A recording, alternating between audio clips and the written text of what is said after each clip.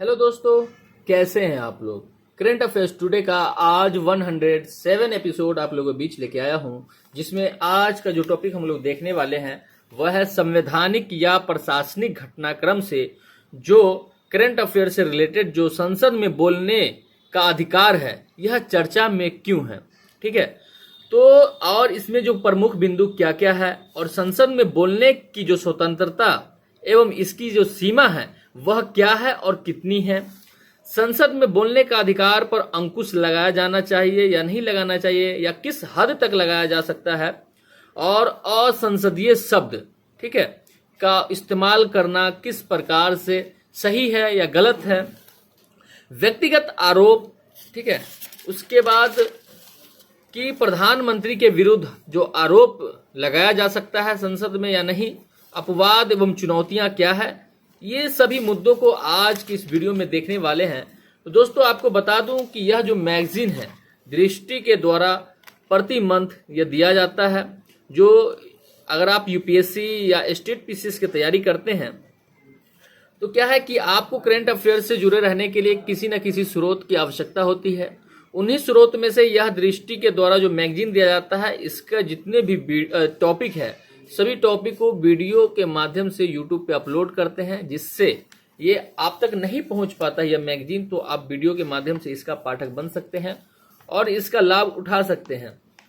ठीक है दोस्तों, एक बात और आपको बता दूं कि अभी हम भी खुद एस्पिरेंट है, ठीक है, तो आप हमसे इतना उम्मीद ना करें कि हम अच्छे से नहीं समझा पाते हैं। ये क्या है, मेरा मकसद ये है कि ये जो आप तक नहीं पहुंच पाता, ये टॉपिक जैसे कि आप तक नहीं पहुंच पाता, ठीक है, तो इसमें क्या क्या मुद्दे हैं ये सभी को हम बोल बोल के आप तक पहुंचाने की कोशिश करते हैं। और आप स्टेट पीसीएस की तैयारी करते हैं तो खुद इसका एनालाइज कर सकते हैं आप, ठीक है। तो इसीलिए हम आप तक आप इसे वंचित हैं तो आप वंचित न रहें, इससे लाभ कैसे उठाएं, इसके लिए हम वीडियो यूट्यूब पे अपलोड करते हैं जिससे आप तक भी पहुंच सके, क्योंकि हिंदी माध्यम के स्टूडेंट के लिए बहुत ही ज़्यादा हेल्पफुल है यह मैगजीन, क्योंकि हिंदी माध्यम के कई सारे टॉपर हुए हैं, उनका भी कहना है कि यह जो मैगजीन है बहुत ही ज़्यादा उनके लाभ हुए हैं इनसे पढ़ने के बाद। ठीक है, तो देखते हैं तो चर्चा में क्यों है। तो हाल ही में संसद के बजट सत्र के दौरान राज्यसभा में विपक्ष के नेता द्वारा दिए गए भाषण के कुछ हिस्से को सभापति के आदेश के बाद संसद के रिकॉर्ड से हटा दिया गया। वह जो भाषण दिया गया, यानी विपक्ष के नेता द्वारा जो भाषण दिया गया है, ठीक है, उसमें कौन सी ऐसी बात रही है जो सभापति है, मतलब जो संसद के सभापति, उनके द्वारा मतलब इस रिकॉर्ड को हटवा दिया गया है, उसके पीछे के क्या कारण है। ठीक है, तो इन सभी मुद्दों को हम देखते हैं आज की वीडियो में। तो इस टॉपिक को बेहतर तरीके से समझने के लिए इसे जो संभावित प्रश्न है उसको देख लेंगे, जिससे इस टॉपिक को समझना आसानी हो जाएगा। तो क्या है कि भारत में संसदीय प्रणाली के तहत संसद सदस्यों को मिलने वाले विशेषाधिकारों का संक्षिप्त परिचय देते हुए एक मजबूत लोकतांत्रिक व्यवस्था के लिए संसद सदस्यों को भाषण की स्वतंत्रता के अधिकार की समालोचनात्मक समीक्षा कीजिए। तो इस तरह से यह संभावित प्रश्न हो सकते हैं यूपीएससी या स्टेट बीसीएस के लिए। ठीक है, तो देखते हैं कि इसमें प्रमुख बिंदु क्या है। सबसे पहली बात तो संसद में चर्चा के दौरान सदन के रिकॉर्ड से कुछ शब्द, वाक्यों या भाषण के अंशों को निर्धारित नियमों के अनुरूप हटाए जाने का प्रावधान किया गया है। और कह रहा है कि पहले यह नहीं था, लेकिन क्या है कि अब जो संसद में किसी जैसे भाषण होता है उसका अब रिकॉर्ड भी किया जाता है। उस रिकॉर्ड में कई सारे अब शब्द होते हैं, कई सारे ऐसे शब्द होते हैं जो मतलब जो व्यक्तिगत तौर पे होते हैं, ठीक है, जो देश की जनता नहीं सुनना चाहिए उनको। तो ऐसे शब्दों को क्या होता है कि जो सभापति होते हैं, संसद के सभापति होते हैं, उनके द्वारा इन रिकॉर्डों को हटावा दिया जाता है, यानी हटा दिया गया है। ठीक है, इसलिए यह चर्चा में है। तो इसके बाद है कि सदन में चर्चा या कार्यवाही किसी भी भाग को रिकॉर्ड से हटाए जाने के संबंध में अंतिम निर्णय लेने का अधिकार सभा के पीठासीन अधिकारी के पास होता है। और इस तरह के जो अधिकार होता है वह सभा के जो पीठासीन होते हैं उसके पास, पीठासीन के अधिकारी जो होते हैं उनके पास होता है। उसके बाद है कि संसद में बोलने की स्वतंत्रता एवं इसकी सीमा क्या है। ठीक है, तो बोलने की स्वतंत्रता कहाँ तक है और कहाँ तक यह बोल सकता है, उनकी सीमाएं क्या है। ठीक है, तो भारतीय संविधान का अनुच्छेद 105 संसद के सदस्यों द्वारा कहे गए शब्दों और सदन में किए गए मतदान को कानूनी कार्रवाई से संरक्षण प्रदान करता है। और भारतीय संविधान के जो अनुच्छेद 105 है उसमें कहा गया है कि संसद के जितने भी सदस्य होते हैं उनके जितने भी शब्द यानी उस संसद में जितने भी शब्द बोले जाते हैं और उसमें मतदान किए जाते हैं उन्हें सुरक्षित रखा जाता है, संरक्षण प्रदान की जाती है उसको। यह स्वतंत्रता संसदीय प्रणाली के कामकाज में निष्पक्षता सुनिश्चित करने हेतु एक मूलभूत आवश्यकता है। ठीक है, और संसदीय प्रणाली में जिस तरह से कामकाज होते हैं उसमें यह निष्पक्षता के साथ इसे देखा जा सकता है, यानी यह निष्पक्षता के साथ मूलभूत आवश्यकता की पूर्ति करता है। उसके बाद है कि संविधान के अनुच्छेद 105(2) जो भाग 2 है, ठीक है, अनुच्छेद 105 के 2 के अनुसार संसद में या उसकी किसी समिति के संसद के किसी सदस्य द्वारा कही गई किसी बात या दिए गए किसी मत के संबंध में उसके विरुद्ध किसी न्यायालय में कोई कार्रवाई नहीं की जाएगी। और संविधान के अनुच्छेद जो 105 के 2 है के अनुसार यह कहा गया है कि संसद में या उसकी किसी समिति में संसद के किसी सदस्य द्वारा कही गई कोई भी बात हो गया, ठीक है, तो या किसी मत के संबंध में कि इसके खिलाफ अगर मत दे दिया तो इसके लिए किसी तरह का न्यायालय में इसके विरुद्ध कार्रवाई नहीं की जा सकती है। और किसी व्यक्ति के विरुद्ध संसद में किसी सदन के प्राधिकार द्वारा या उसके अधीन किसी प्रतिवेदन पत्र मतों या कार्रवाइयों के प्रकाशन से संबंध में इस प्रकार की कोई कार्रवाई नहीं की जाएगी। ठीक है, अगला है कि संसद में सदस्यों को बोलने की स्वतंत्रता के प्रावधान के इतिहास को ब्रिटिश संसद से जोड़कर देखा जाता है। और जो संसद के सदस्यों को बोलने की जो स्वतंत्रता है, ठीक है, उसके जो प्रावधान लाया गया है वह ब्रिटिश संसद के साथ जोड़कर देखा जा सकता है, क्योंकि ब्रिटिश संसद में वर्ष 1688 में बिल ऑफ राइट्स कानून में इस स्वतंत्रता को संहिताबद्ध किया गया था। और ब्रिटिश संसद में जो है यह जो कानून है वह 1688 में लाया गया था, जिस कानून का नाम था बिल ऑफ राइट्स। ठीक है, तो इस कानून से जोड़कर देखा जाता है जो भारतीय संसद में जो सदस्यों को बोलने का अधिकार है, स्वतंत्रता है, यह कहां से लिया गया है। उसके बाद है कि संसद में बोलने के अधिकार पर अंकुश लगाना क्या सही है कितना गलत है।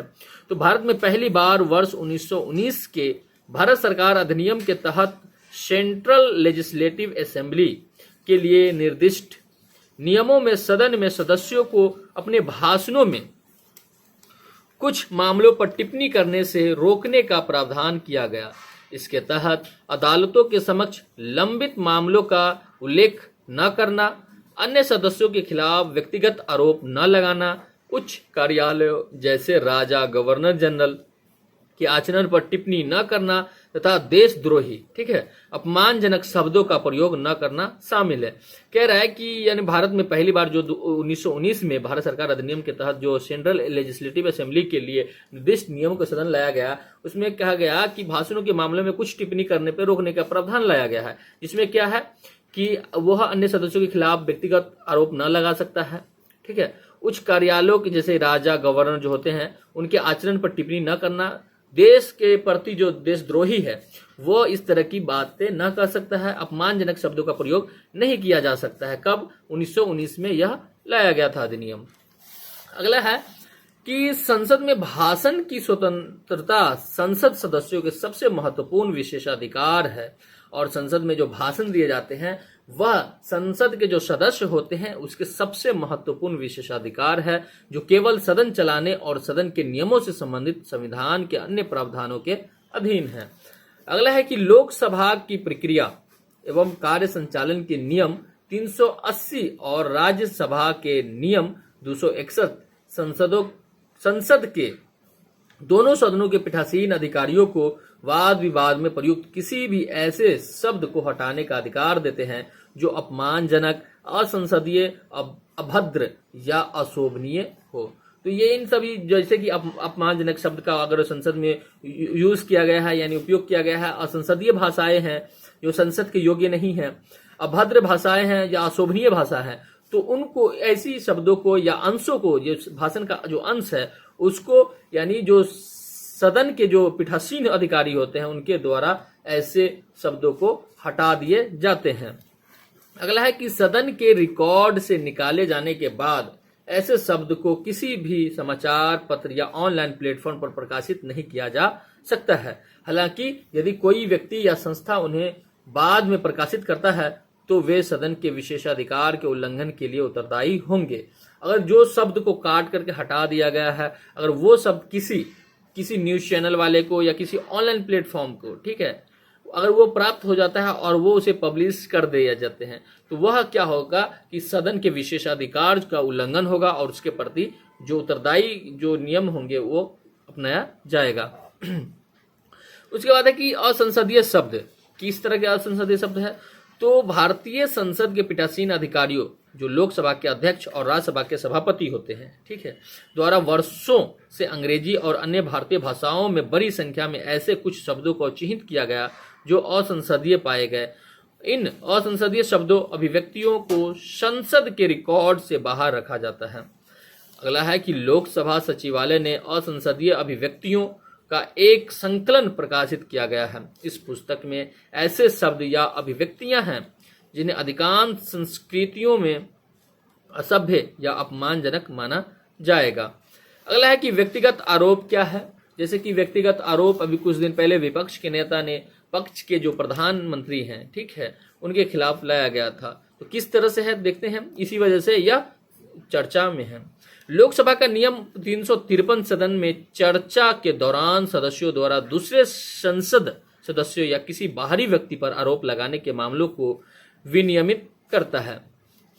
ठीक है, यानी कह रहा है कि व्यक्तिगत जो आरोप है कि लोकसभा के नियम जो 353 के सदन में चर्चा के दौरान सदस्यों द्वारा दूसरे संसद सदस्यों को किसी बाहरी व्यक्ति पर आरोप लगाने के मामलों को विनियमित करता है। इसके अनुसार सदन के किसी सदस्य द्वारा किसी भी व्यक्ति या मंत्री के खिलाफ मनहानिकारक या आपत्तिजनक प्रकृति या का कोई आरोप लगाने से पहले अध्यक्ष और संबंधित मंत्री को अग्रिम नोटिस नहीं देना आवश्यक है, जिसमें संबंधित मंत्री अपने ऊपर लगे आरोप की जांच कर सके तथा सदन में सांसद द्वारा आरोप लगाने पर तथ्यों के साथ सामने रख सके।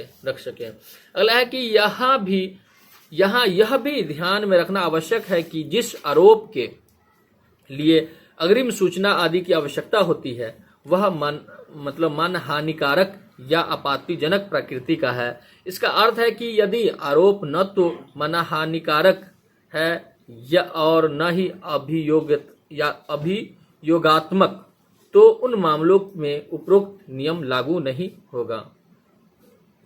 अगला है कि हालांकि अध्यक्ष किसी भी समय किसी भी सदस्य को ऐसा कोई आरोप लगाने से रोक सकता है यदि अध्यक्ष की राय है कि ऐसा आरोप सदन की गरिमा के लिए अपमानजनक है या लोकहित में नहीं है, तो उसे रोका जा सकता है। अगला देखते हैं कि प्रधानमंत्री के विरुद्ध आरोप।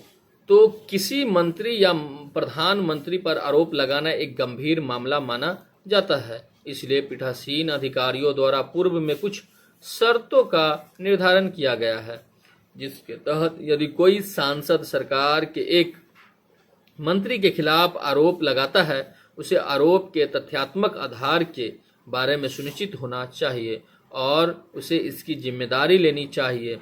अगला है कि यदि सांसद इस शर्त को अनुपालन करता है तो आरोप को सदन की कार्रवाई के रिकॉर्ड पर रहने दिया जाएगा। अगला है कि अपवाद एवं चुनौतियां। तो अपवाद किस तरह के हैं? तो सदन की कार्रवाई से किसी भी शब्द या भाषण को तभी हटाया जा सकता है जब उसमें उल्लेखित आरोप मनहानिकारक या आपत्तिजनक प्रकृति को हो। अगला है कि ध्यातव्य है कि भारतीय दंड संहिता की धारा 499 के अनुसार सार्वजनिक कार्य के निर्वहन में लोक सेवक के आचरण या उसके चरित्र, जहां तक उस आचरण में उसका चरित्र प्रकट होता है, के संबंध में सद्भाव पूर्वक कोई भी राय व्यक्त करना या बयान देना मानहानि की श्रेणी में नहीं आता है। अगला है कि अर्थात यदि सदन में किसी लोक सेवक मंत्री के खिलाफ ऐसा बयान दिया जाता है तो यह नियम 353 या नियम 380 के तहत कार्रवाई के दायरे में नहीं आएगा। अगला है कि लाइव प्रसारण, तो सूचना प्रौद्योगिकी विकास ने संसद की कार्रवाई के लाइव प्रसारण को संभव बनाया है। हालांकि इसने लोगों तक सदन की चर्चा की पहुंच पर नियंत्रण की शक्ति को सीमित किया है। अगला है कि उदाहरण के लिए जब संसद की कार्रवाई का सीधा प्रसारण होता है तो लोग उसे देखने और रिकॉर्ड करने के साथ सोशल मीडिया पर शेयर भी करते हैं। अगला है कि ऐसे में जब तक संसद अपने रिकॉर्ड को अपडेट करती है तब तक हटाए गए हिस्सों को सोशल मीडिया पर व्यापक रूप से प्रसारित और साझा किया जा चुका होता है। अगला है कि यह संसदीय रिकॉर्ड में दर्ज भाषणों और सार्वजनिक रूप से उपलब्ध उसके ऑनलाइन संस्करण के बीच अंतर उत्पन्न करता है। अगला है कि आगे की राह क्या है, तो एक मजबूत लोकतंत्र एवं संसदीय व्यवस्था को निष्पक्षता के लिए सदन में सदस्यों की अभिव्यक्ति की स्वतंत्रता को सुनिश्चित करना बहुत ही आवश्यक है। साथ ही संसद सदस्यों को सदन की कार्रवाई के सुचारू अवचालन एवं सदन की गरिमा को ध्यान में रखते हुए निर्धारित नियमों का पालन करना चाहिए। है कि इसके अतिरिक्त सदन के रिकॉर्ड से किसी भी भाषण के कुछ हिस्सों या शब्दों को हटाने से पहले यह सुनिश्चित किया जाना आवश्यक है कि क्या भाषण में शामिल शब्द मानहानिकारक या आपत्तिजनक है या केवल आलोचनात्मक टिप्पणियां हैं। तो दोस्तों, इस तरह से यह टॉपिक कंप्लीट हुआ। अगर आप चैनल पर नए हैं तो चैनल को जरूर सब्सक्राइब कर ले। तो दोस्तों, आज के लिए इतना ही, मिलते हैं नेक्स्ट एपिसोड में। जय हिंद।